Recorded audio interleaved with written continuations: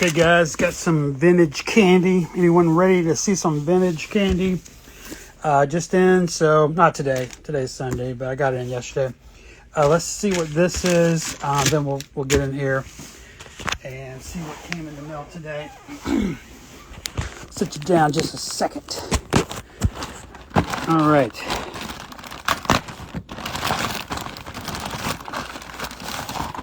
What the hell is this? Okay. All right, so this should be a pretty interesting one from the, I believe it's from the 50s or maybe 60s. This will be the fourth one of these I've owned since I've been a collector. This one I'm going to keep because I've sold the other ones in the past.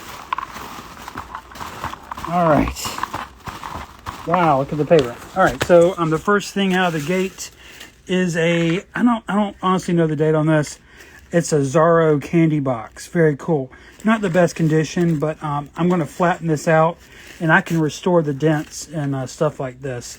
So not a big deal at all. Now this example was pretty cool because it comes with the contents. I believe it does. Which is this. All right, so yeah, not much to that, but very cool. Zorro has a little comic strip on the back. Very cool. But this was made back in the day. Zorro was really popular. So yeah, I'll fix that up. And yeah, I've had these before, and I always end up selling them, but I just want to keep one for the collection because there is a lot of visual impact in this piece. It's very cool. Look at that. Next one, this is a banger, absolute banger. This is part of a trade that went down, I reckon it was a week or so ago with a friend of mine. I don't do a lot of trading. For one reason, I don't have a ton of candy friends that like to trade. Most of the candy people we sell and buy and sell. There's not a ton of trading. Now in my other collecting communities like Garbage Pail Kids, for example, there's a ton of trading. And so it's something I'm used to. It's just with candy stuff, I'm not as used to it. But anyway, this should be really interesting. All right, let's get this big box out of the way. I want to see what came in the mail today. Okay. Give me 1 second. We'll set this little box up. Have something to look at here. Yeah, my kink is collecting old candy items, particularly the stuff from my era now. I'll be 49 next month, so a lot of the stuff I'm into is 80s and 90s, maybe late 70s, but not so much. It's mostly 80s stuff, really. All right, let's get in here. There's some absolute bangers in this now. Including something that is actually one of the kryptonites of Russ Van, as you'll see. All right. Oh, we can already see one of them. That's awesome. Yeah, so right out of the gate, this is going to be a 1979, maybe 1980, not sure yet. Pop Rocks Tropical Fruit. Now I've had one of these for years and years, but this one's a little different because it has the ad on it, and so I traded away my plain one for what you're seeing in this box here. So this, very nice. We're going to say that for the end. Next up is a plain watermelon that I desperately needed. So that's really cool. Now I just need a plain tropical fruit. I have all the other ones. I have strawberry as well. That's plain, but I need the plain tropical fruit. But that's life.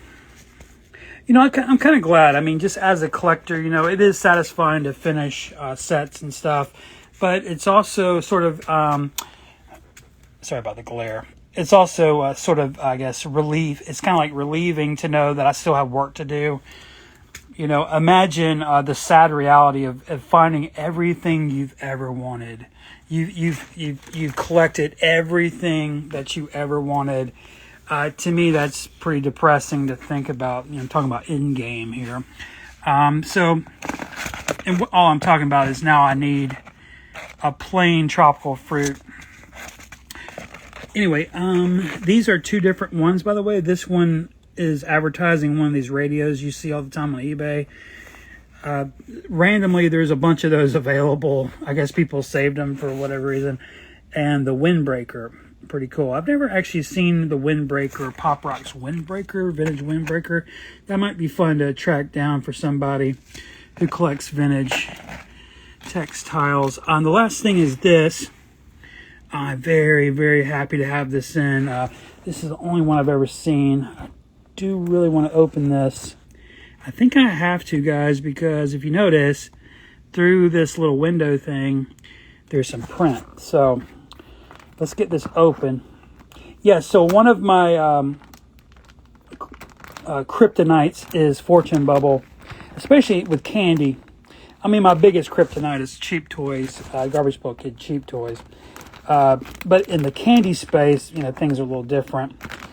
I mean, well, Cheap Toys are candy. Crummy candy. Unfortunately, I'm going to have to chop this bag. Damn. I'll reuse it. Just...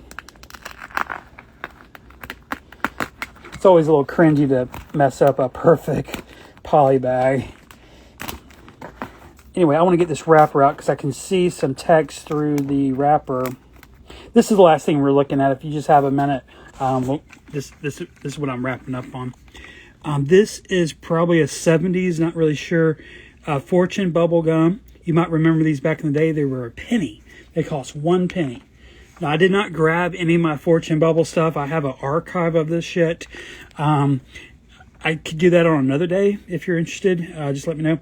But this I've never seen. It's somehow some sort of bigger format for Fortune bubble because these usually came in little sticks, you know, like a stick of bubble gum, right? But this, as you can obviously tell, it was more of a block. It'd be something like this. And so I imagine it was more than a penny. What's really cool about these, it comes with a racist mascot. That's Mr. Fortune Bubble. One of the coolest things about this wrapper in general is the old Albert's logo.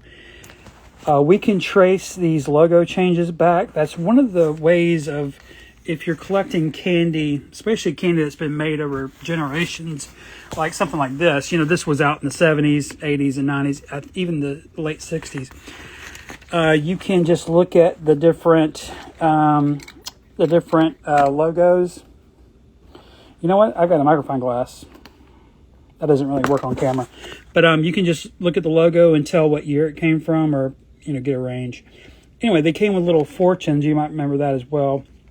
This one says, waiting for tomorrow is a waste of today.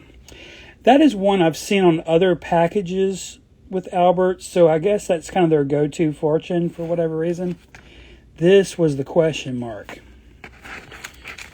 Yeah, look at that. That's really cool. I've never seen this done like this. In this issue, they printed the fortune on the back of the label.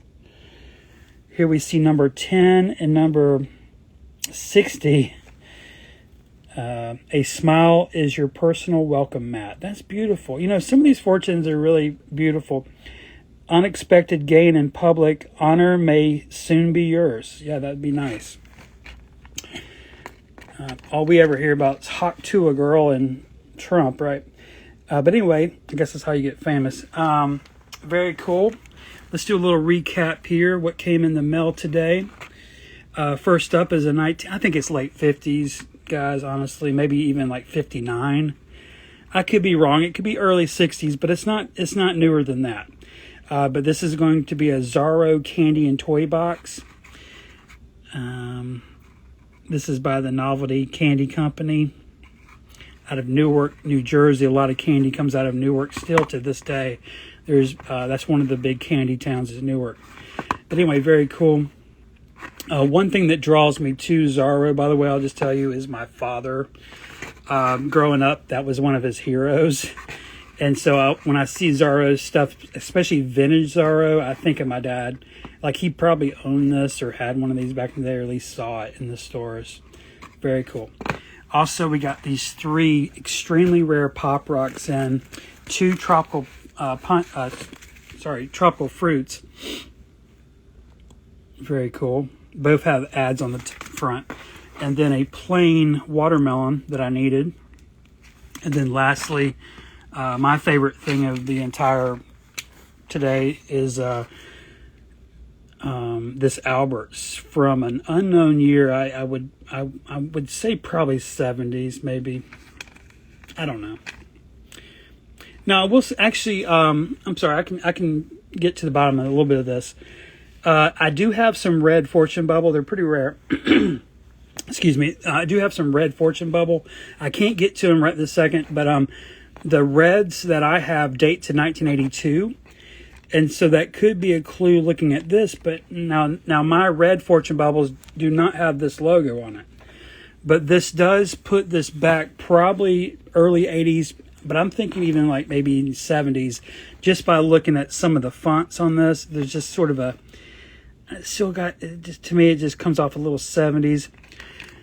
I'm just speculating, obviously. But very cool.